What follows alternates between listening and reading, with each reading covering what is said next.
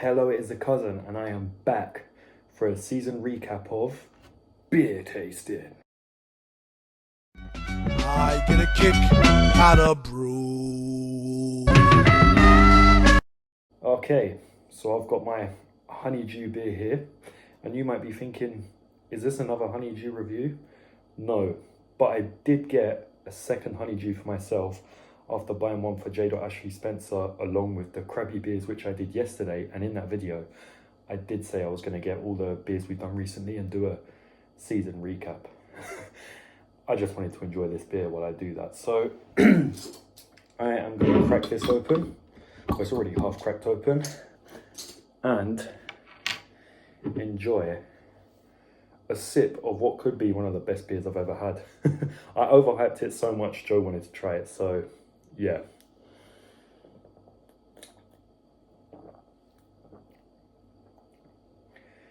That is so good. So yeah, in this video, we are doing a season recap. Unfortunately, I have no idea what season we're on because the structure of how I used to do beer tasting just completely fell to shit. I did about 3 seasons where I was doing 5 beers and then a season recap, and then it just became so random and unstructured. There was a period of time where I was just doing Brewdog, and it feels like only recently I've gone back to doing beers, bottled beers from either Tesco or the corner shop, which is what started this all off. So yeah, what I'm going to do is I'm going to get all the beers we've done recently, put them on this table, and we are going to just look back at them, compare them, see which the best ones were. I've got one of these things on the back of a ginger beer, Fever Tree ginger beer box. Well, a piece of cardboard from it with all these little cocktails on the back with all the ratings, which is written really neatly at the top, and then where I've run out of room and I'm a very impatient writer has just got really messy. So that's what we're going to be doing. Okay, so there you go. Quite a lot of beers on the table right now. Hopefully you can see all of them. We've got it from the Hobgoblin Gold beer all the way to the Krabbies, which is barely visible there. And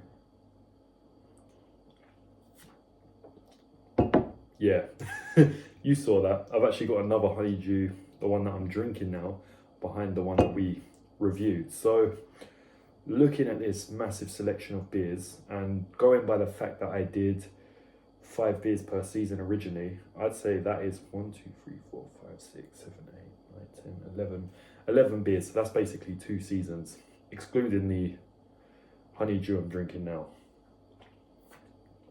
as that is a duplicate. Now, when you look at this, we have some powerhouse breweries in the house tonight. Obviously, we've got Hobgoblin, Fuller's, and this kind of started out as a little battle between those two. But then Badger Beer joined the chat, and we've also got Shepherd Neame and Krabbies. So I think all of them, beside Krabbies, are English beers. We've got the oldest brewery with Shepherd Neame, and then a Scottish brewery with Krabbies. So this is the order I drank them in, starting with the Hobgoblin Gold and working the way through to the Krabbies, which I did yesterday. And for the most part, where I was writing down the notes, because what I do is in the video at the end where I've put all the ratings, design, taste, overall, I actually did that. So if I ever do something like this, I can just fast forward the video to that point, and then I've got all the stats there, and I don't have to keep searching through a 11-minute or so video just to find the results. So that was actually done for my convenience. It must look so weird me picking that up. It reminds me of that meme when Master Chief takes off his helmet and he's got another one underneath it. And having all these beers here just reminds me of the good old days when me and J. Ashley Spencer used to put them all on his windowsill. I did find, because a lot of those got deleted, I did find the most recent image of that, which I'm going to put down there. And you can see some of the beers we did there, and I think there's a few of them within this selection that we did back then. Those being the Whitstable Bay. Oh, funny enough, these three over here, the Whitstable Bay, the King Goblin, and the Crabbies. But then some of these are completely new to me. So yeah, let's go straight into, how should we do this? You know what, I've just realised the gold lid is on the amber and the amber lid is on the gold, but I'll swap that around later. But yeah, should I put them in best to worst or go over all their ratings? I think we'll go over all their ratings in order we did them. So we started with these four here: the Hobgoblin Gold Beer, the Griffin Gold Golden Ale, the Hobgoblin Amber Beer, and the ESB Legendary Ale. So obviously these two are Hobgoblins, and then these two are by Fuller's.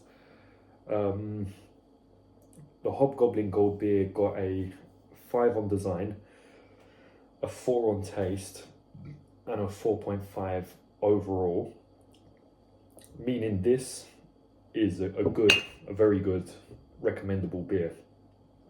I did really enjoy that one. The Griffin Gold it got a 4 on design and then a 3 on both taste and overall, and I think I put that as just an average beer. Yeah. The Hobgoblin Amber got a 5 on design again, but its taste and overall was a 3.5, so it was a little bit better than the Griffin Gold, but it was somewhere in the middle of these two. And then the ESB came in with a 4 on design, but then a 4.5 on both taste and overall, and I think it just beat the Hobgoblin Gold. So when we did this original 2v2 face-off, I did do a recap at the end of the ESB, and it was that the Fuller's beers were basically on the bookends, with the Hobgoblins occupying the middle. So before we went back into a third round of Hobgoblin versus Honeydew, Fuller's, Tanglefoot came in. Badger beers are more so than Hobgoblin and Fuller's, a brand that I do really like. In fact, I knew about Fuller's, but I never really knew any of their beers until I did the Griffin Gold and ESB. But Tanglefoot, that got a 3 on design, but a 5 on both taste and overall. And funny enough, when I was buying these 4 at Tesco's with Joe, I was actually looking for the Tanglefoot, but that only came in a can. But this one, I think this one took the lead from the ESB as being my favourite one that we'd done so far. Moving on to the Hobgoblin Original IPA, this got a 3.5 on design, but only a 3 on taste and overall. So I don't really remember much about this one, but I'd probably put it a bit below, a bit above Griffin Gold. So again, occupying the middle, and then Honeydew just came along and just fucked up the whole thing, because this has become one of my favourite beers. So Honeydew got a 3 on design and a 5-star on both taste and overall, meaning, yeah, this one just scored the final goal for Fuller's, and I think it's evident to say Fuller's won that one. But Hobgoblin, the Goblins did come back with one last, fight, which they did very well in. But before we get to that, we went back to Badger, because I went to Master Halstead's, and while I was there, I noticed a Badger beer that I'd never even seen before, and that was the very weird Portland Poster. So this got a 3 on design and a 3.5 on both taste and overall, meaning it wasn't as good as Tanglefoot, but yeah, it just reminded me of Sweat Go and watch that video, that was a weird one. Then right after that, we went to Britain's oldest brewery, Shepherd Neame, with Whitstable Bay Pale Ale. Is this Pale Ale? Yeah. Funny enough, I did this beer tasting and then ended up going to Whitstable the next day, where I had a Whitstable Pale Ale on tap. And Whitstable Bay was one that me and Joe did on the original channel. I kind of remembered liking it. So it got a 4 on design and then a 5 on taste, with a 4.5 overall, making it a very good and highly recommendable beer. And it's just so weird that I ended up going to Whitstable the next day. Then we did another Goblin, King Goblin Imperial Ruby beer. And this is one I did on the channel with J. Ashley Spencer. And this one turned out to be the best one by the Goblins. So this got a 5 on everything: design, taste and overall, meaning it's more than recommendable, but take caution because it is a pretty strong and very acquired taste.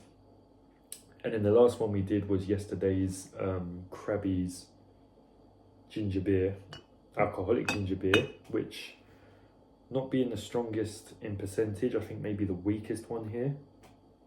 Oh no, tying with Griffin Gold with a 3.4 alcohol volume. That got a 4.5 on design, a 5 on taste and a 4.5 overall. So there you have it. That is all of them in their chronological order. So what I'm going to do is I'm now going to mix and match them and put them in their ranking from best to worst, which I'm going to do now. Okay, and there you have it. All of the beers in order from best over here down to the worst. And straight away you can see that Fuller's are literally the bookend of this series. In fact, 1, 2, 3, 4. They have got the best beer, the worst beer, and the one that's directly in the middle. That being said, pretty much all these beers are on an average to top tier level. The Honeydew being the highest scorer with a 5-star overall, hence why I'm drinking it. The King Goblin and the Tanglefoot both got a 5. The Krabby's, Whitstable Bay, ESB, and I think the Hobgoblin Gold, yep, they got a 4.5. And then we just went straight from 4.5 down to 3.5 with Hobgoblin Amber, Portland Poster, Original IPA, and then Griffin Gold got the lowest with a 3. But that being said, this is just an average beer. These are okay, like pretty good beers. These are very, very good beers. These are amazing beers. And this is next level top tier beer. Top tier beer, I like that saying. And I just find it so ironic that Fuller's literally are everywhere. Best, worst, and slap bang in the middle. But looking at this, do I agree with that?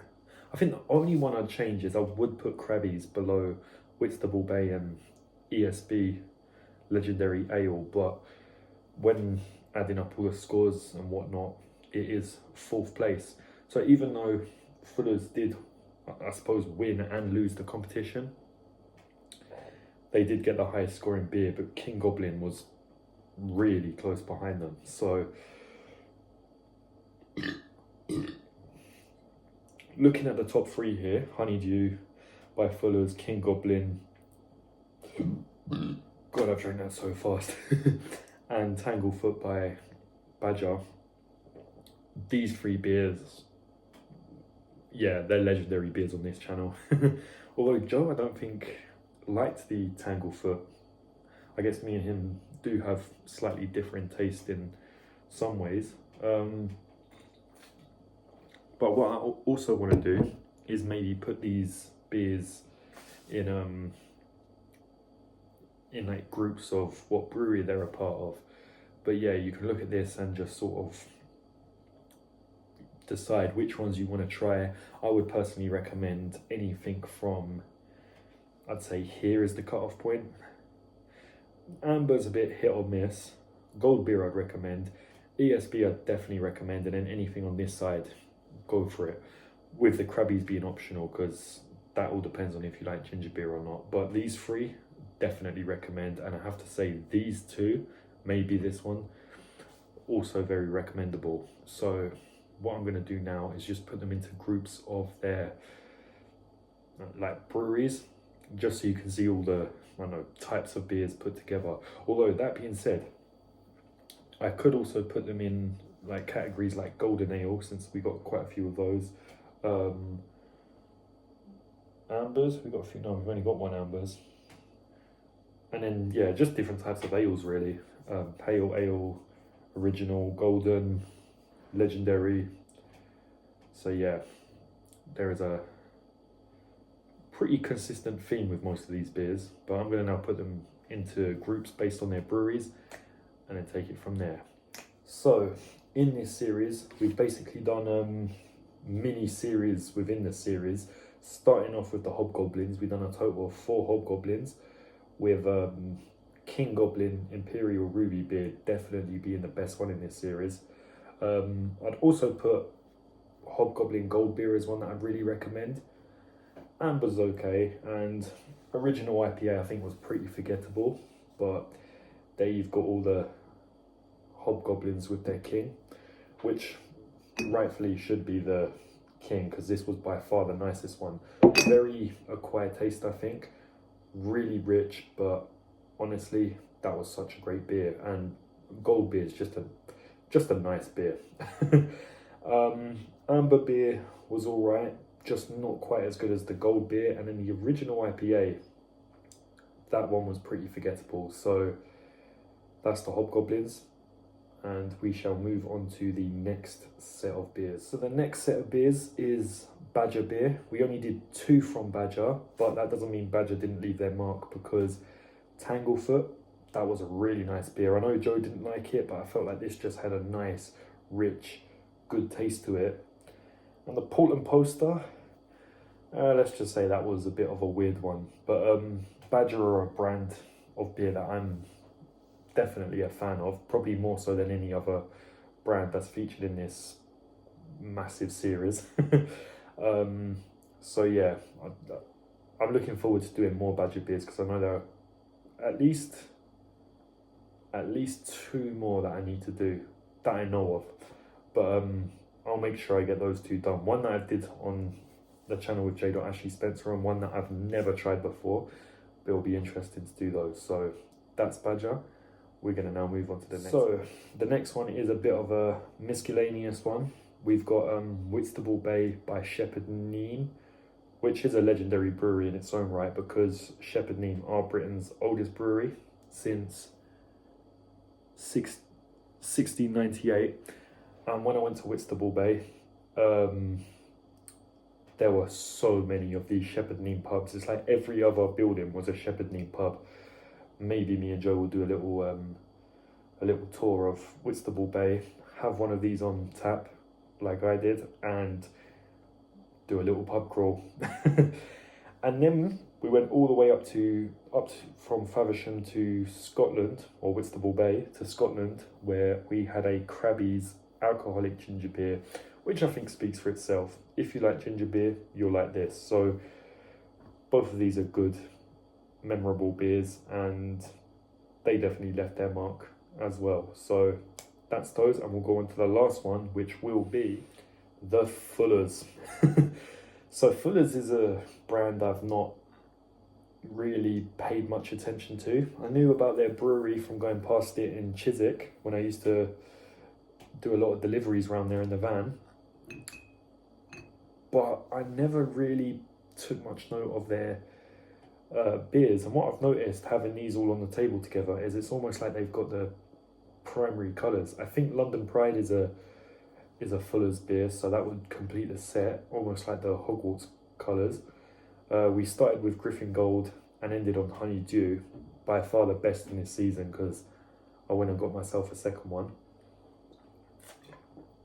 And yeah, I just find it funny that the best beer in the season was this one. the middle one was this one, and the lowest scoring one was this one.